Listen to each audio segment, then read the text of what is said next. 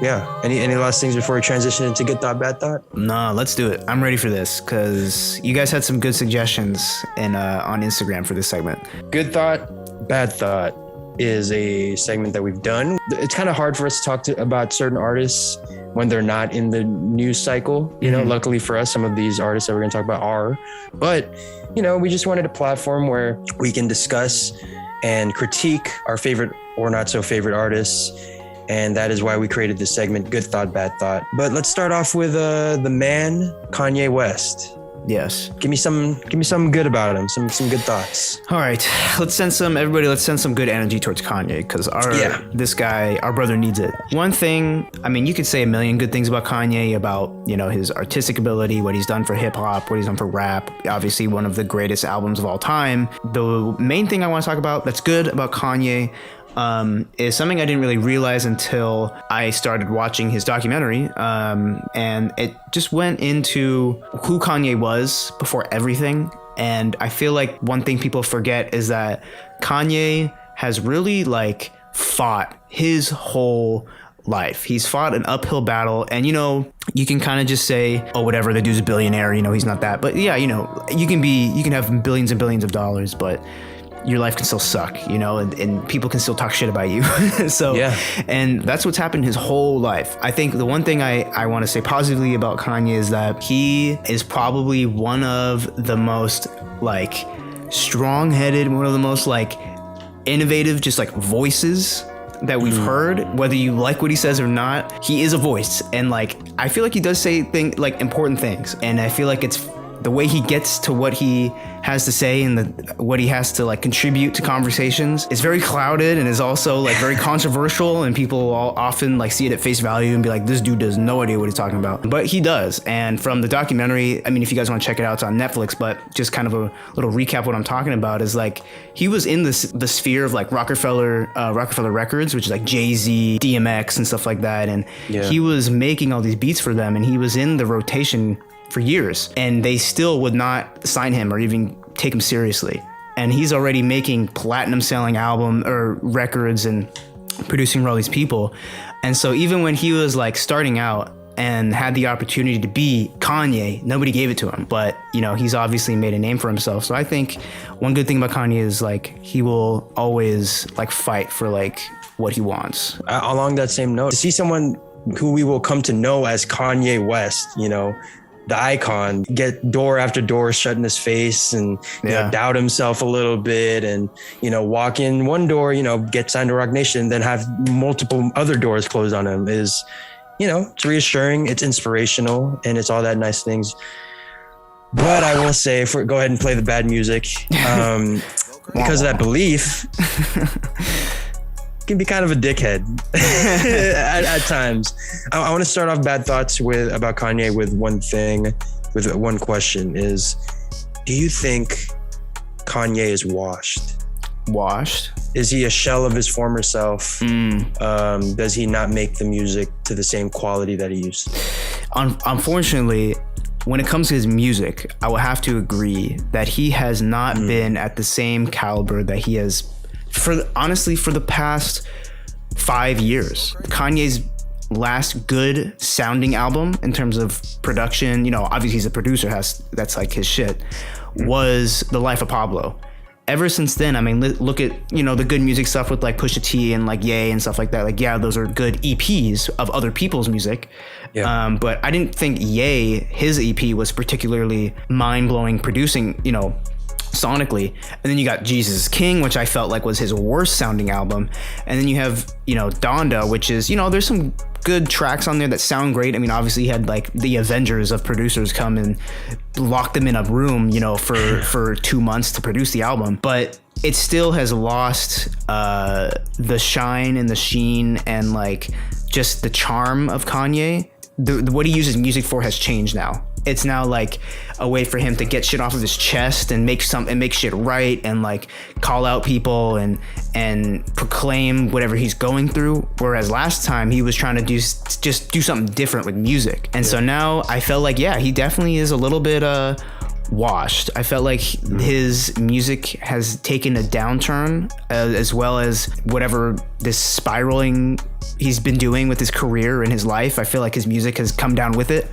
And you know that, but at the end of the day, it doesn't really matter because Donda sold a lot of copies. You know, it did well. I do still think that he hasn't made a solid record since The Life of Pablo.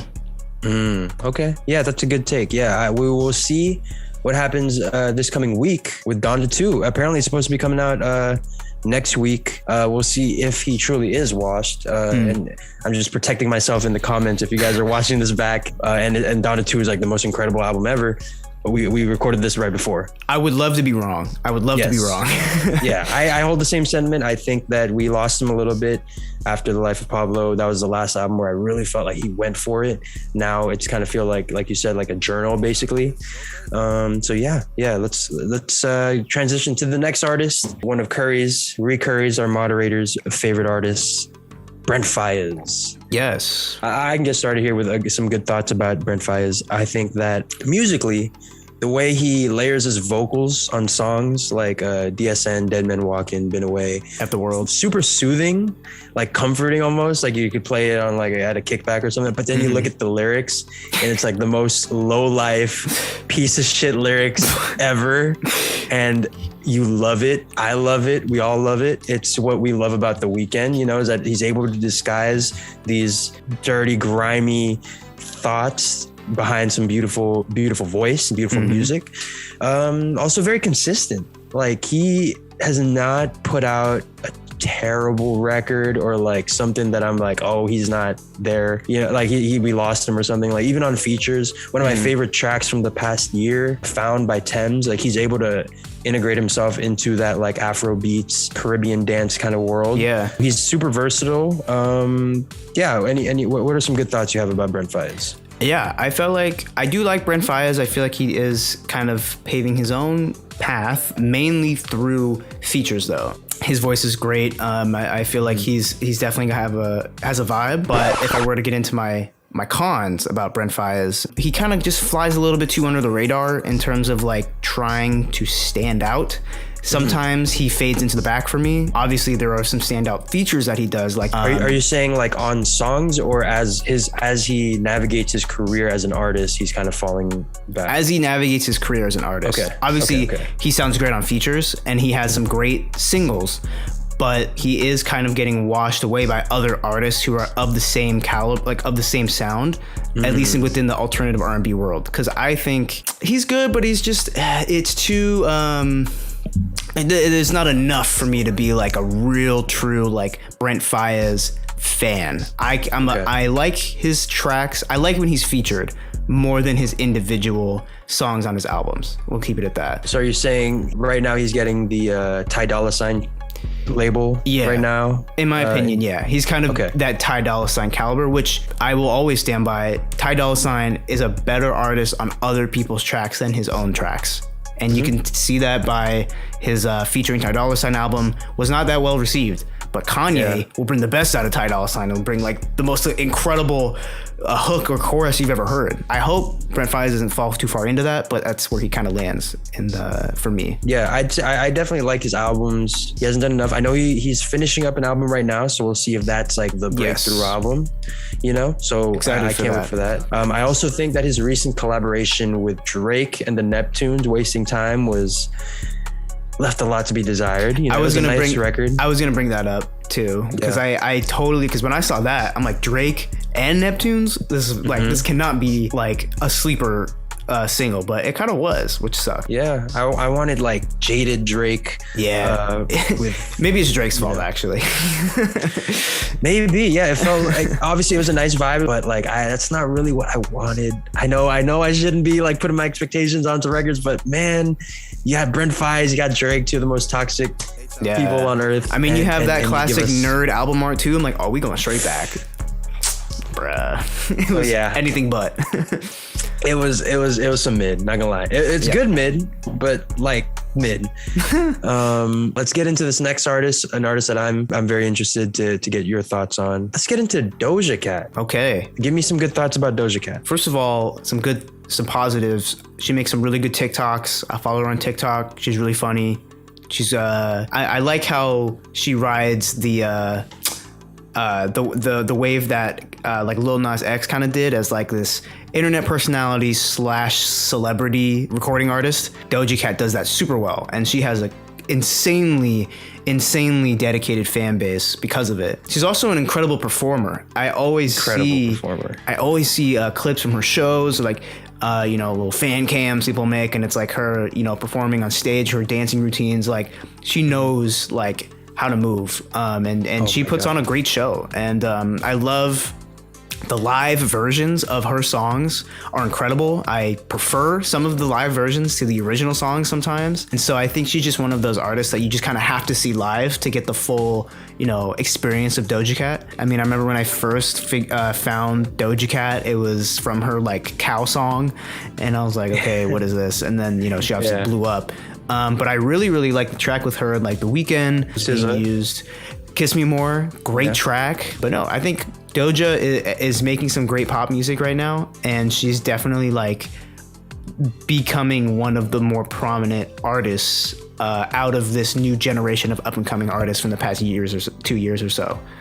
Yeah, man, absolutely. I love Doja Cat. I'm in love with Doja Cat. I think she's one of those generational artists that are just always going to be relevant. Like you said, it's because of her music, whether social media presence, her performing ability. I actually saw her live at Poptopia. I went there with like a couple friends. And it was just like a bunch of like pop acts. Like they only had like 15-20 minutes per. It was like Kid Laroi, 24K Golden, Black Eyed Peas was there. What? Yeah, we were bumping. They're still performing together. Yeah, no, it's not Fergie anymore. It's like some other girl who's like also like half Filipino, which is like really cool. Like she did her thing. Damn, there's some Filipinos in Black Eyed Peas, bro. Like, yeah, shout out to Black Eyed Peas. Apple. Yeah. Her, I'm sorry, I forgot your name, but super dope. But man, Doja Cat was running laps around all of them performance wise. Like all of them felt like what I was kind of like alluding to before with hip hop acts, where it's just kind of like, oh, sing that shit, scream, whatever. They just kind of like that. But Doja, like she was like doing like some crazy move where she was like twerking like along the stage, did like some crazy butterfly like while she was on the floor, like on her back, kind of like a reverse worm while singing. What song was it? She is incredible. She's like this generation's Britney Spears, and she's gonna be incredible. But bad thoughts. You seem like you're holding something back. Let's hear it. Doja Cat is trash. Yeah. L artist ratio. No. Yeah. Mid. Ed Sheeran better. Mid. Well, that part's true. That is. No, I think the one thing I'll have to say about Doja Cat, I honestly don't like a lot of her songs. I think that she has some great individual tracks, but some tracks I hear and I'm like, oh my God, I cannot fucking stand her voice. Like, it's just the kind of when she gets really high pitched and it gets really, sometimes the lyrics, I'm like, this is some corny shit. And then I heard from a friend of a friend that dick was 10 out of 10. Yeah. So I'm like, all right. Or he got off-white on right. Damn, he could dress. I'm like, Yeah, and so I want that edited into the song. Is he got off-white on right. Damn, he could dress. That's how it sounds. So not my favorite songs. I like her as in like, and her look and her like as an artist. But I cannot vibe to some of her tracks. I love the tracks she does with other people, because then in that world she's creating, it's more of a collaborative thing, and they create a new type of song. But yeah, that's my hot take. My one con about Doja is I don't like her music. Sorry. My bad thought is I kind of just don't like anything you do as an artist. You can kind of keep that to yourself, but hey, keep dancing though. You're really good at that. Amazing. Yeah, no. I happen to like her music, but what I will say is that Okay, chat room story aside, that whole thing was weird. Oh yeah, I didn't even get that whole thing was crazy. Not even gonna get into that. That's a bad thought in and of itself. But she came out with a single very recently. Celebrity Skin, I think was the name of it's called, and it's kind of her going into like a punk vibe. And I was like, I'm good. I don't need this. I don't know. You can keep that one. Punk that one was. Vibe. It wasn't really nice. It was kind of like her doing like an Avril Lavigne. So it was like not. Every pop artist feels like they have to do some sort of punk thing eventually. You know, they have to step into rock or something. Show that they're edgy. Yeah. You know? That they're versatile.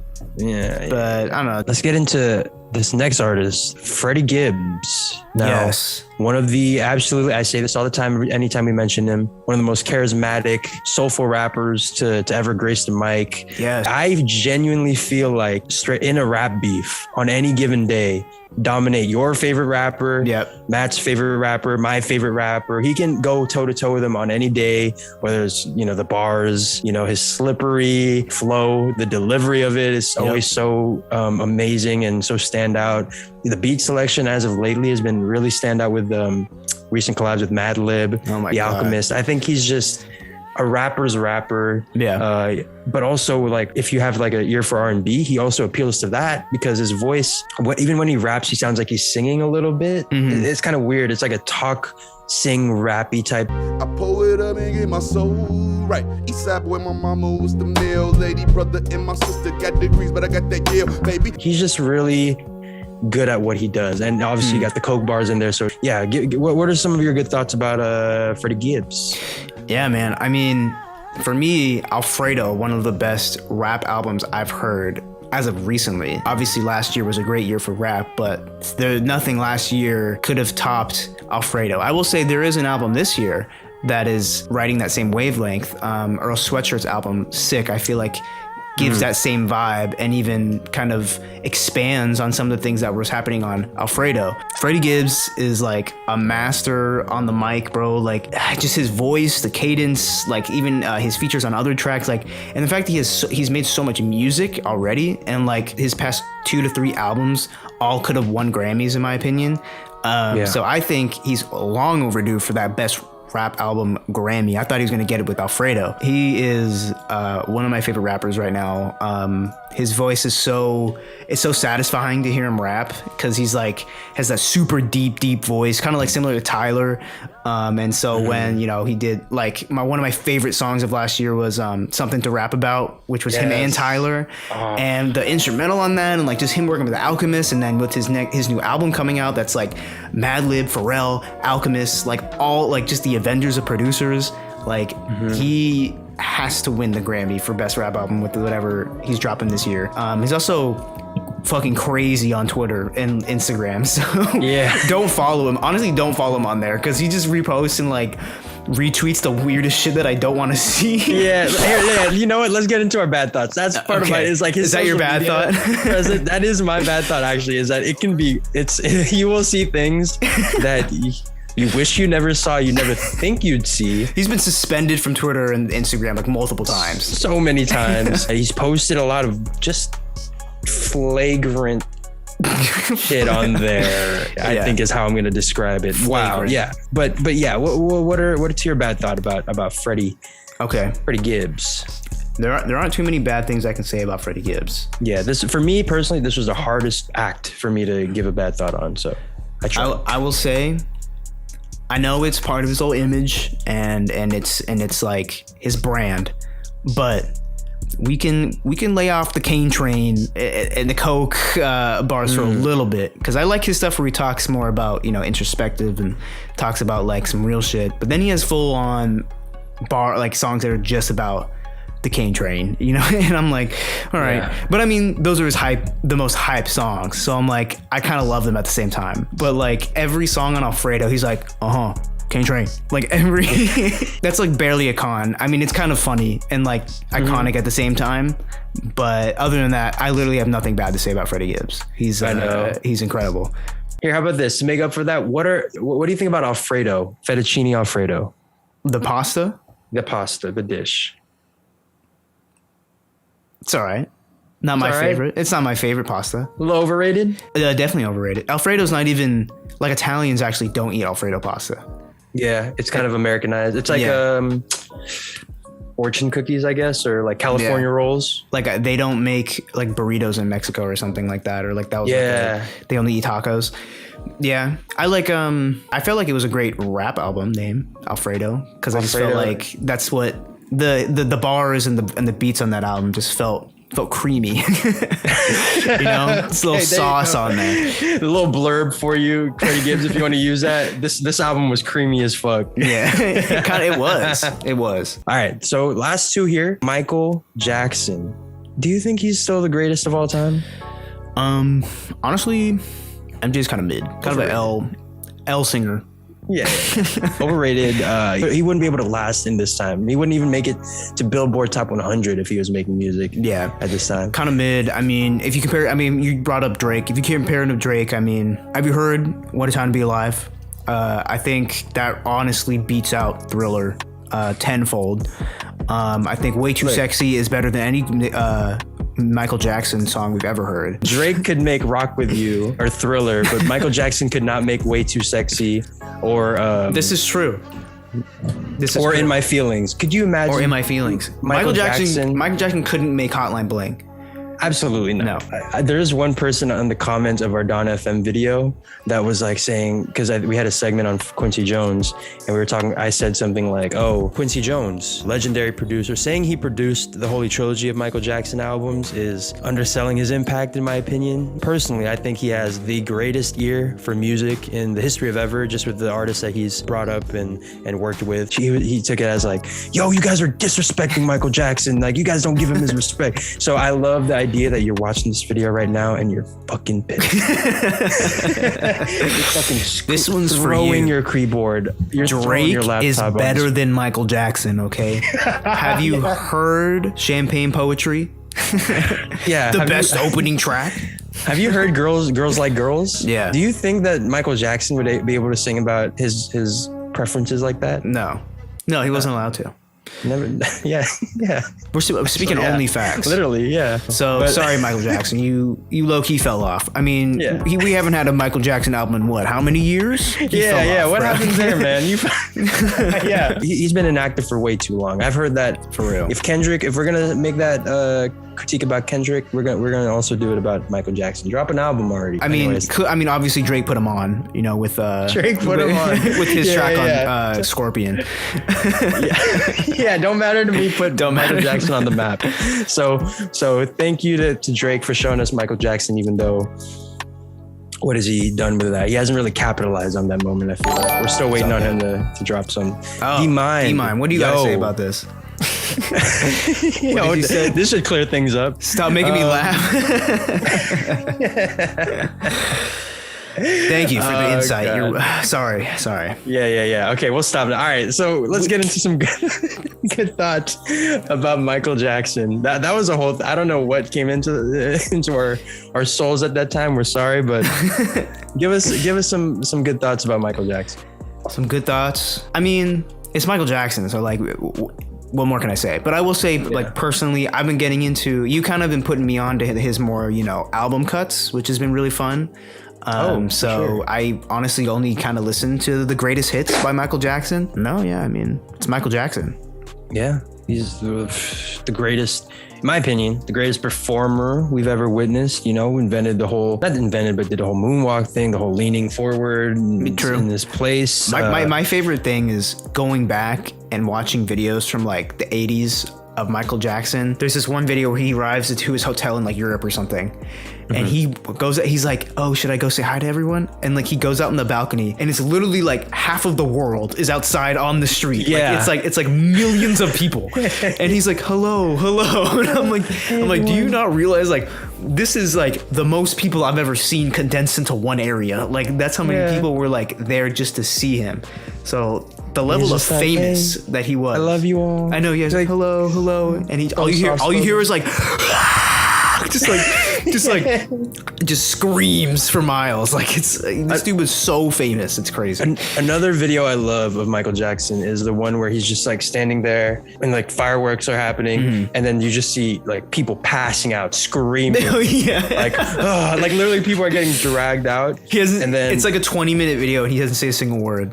And then there's a video of someone, like a lady's all passed out, and someone's trying to wake her up by slapping her in the face. She's like, wake up. You gotta see Michael Jackson. And he's just there like, yeah.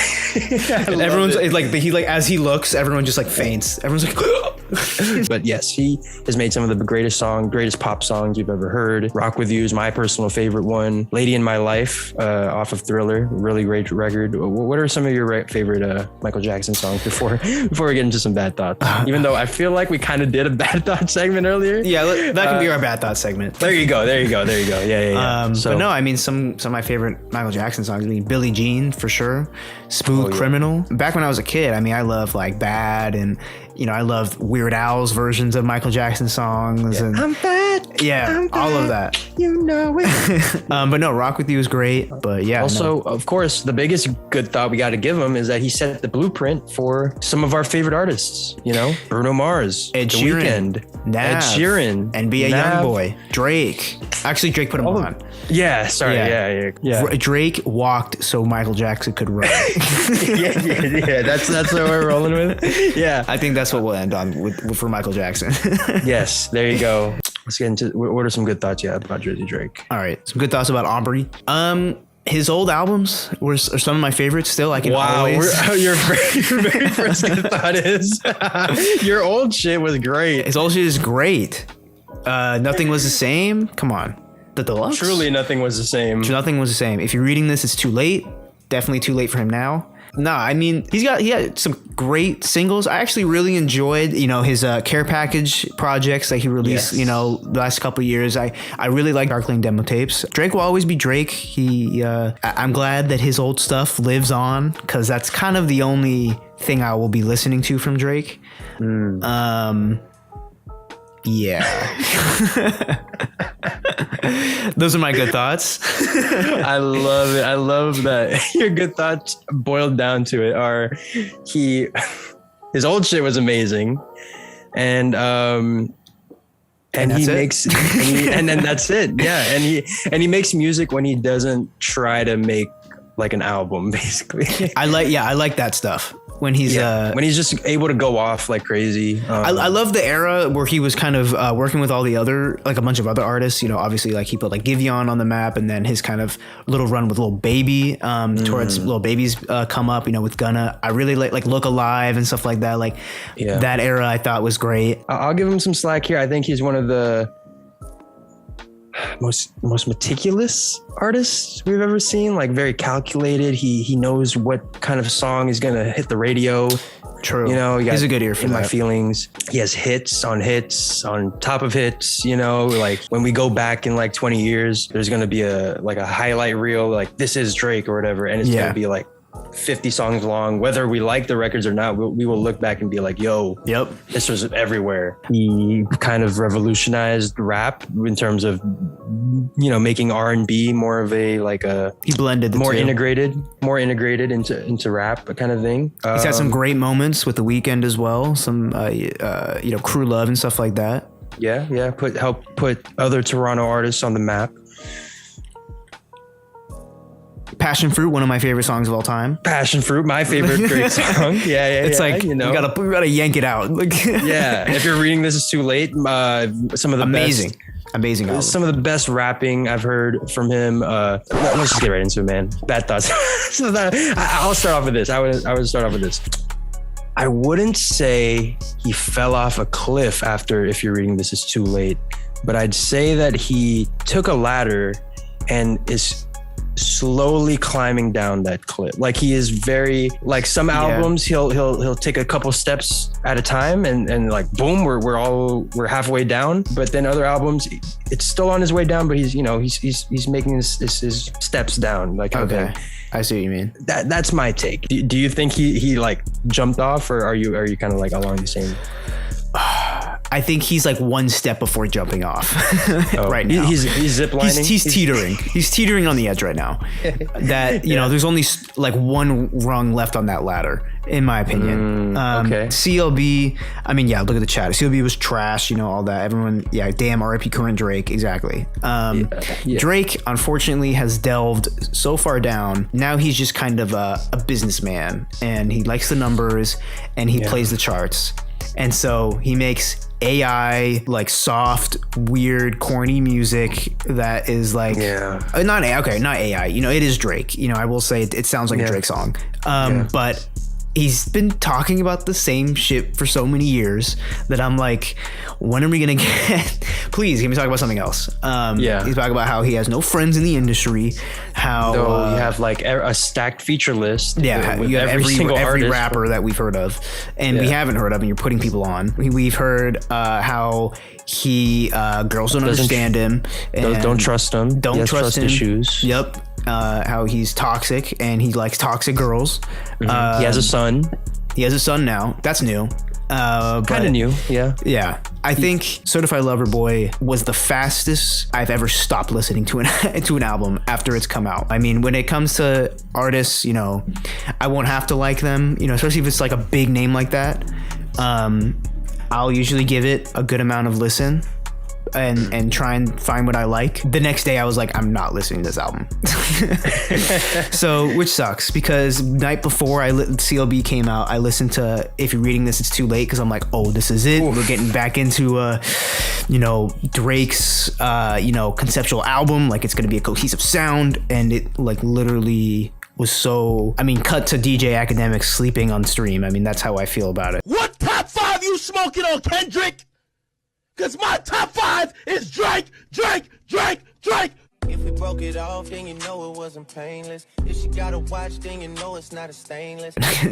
Yeah, that's like if DJ Academic sleeping on a Drake album is like if we, like during Dawn FM, we're just like, if we were, So to have him sleeping during, you know, the highly anticipated Drake album, the first true album since Scorpion, says a lot. Yeah. It says a lot without saying much. Curry has some facts in the chat here. He's saying right now, I mean, he fell off talking about Drake, and Ed Sheeran has been carrying. But DJ Khaled also helping Ed Sheeran run the business. I don't know what the business is, but he's running it and doing better than Drake. And then DJ Khaled, you know, recently linked up with Ye. You know, he got him all suited and booted. Yep. Did he put on Kanye's clothes? Because like it was literally the same exact outfit. Did they do like a little wardrobe change? And then are we gonna get like a TikTok reveal where it's like they turn and then they're in each other's clothes, like a little clothes swap kind of deal? I don't know. I think DJ Khaled was just being hella weird, and he was like, "Let me study every article of clothing he's wearing so I can buy it for myself." And he even got the rain boots on. I was like, "Man, you know you don't like those boots." Like, you just go back to your tropical floral shirts and shorts. Your Khaled. Man. I'm surprised we haven't actually done a good thought, bad thought on DJ Khaled. So, I mean, if we can even think of a bad thought, maybe that's why we haven't done it, is because we both know. Yeah, I can't even fathom even, you know, a negative thought about him. Yeah. So let's see, you know, maybe the next edition for Our Thoughts pod, Good Thought, Bad Thought, we'll really try to think of a DJ Khaled bad thought. But yeah, there you go. Good thought, bad thought. Let us know if you guys disagree with any of our takes, if we're asinine, if we're out of pocket, let us know. But as for right now, we got a little bit of time.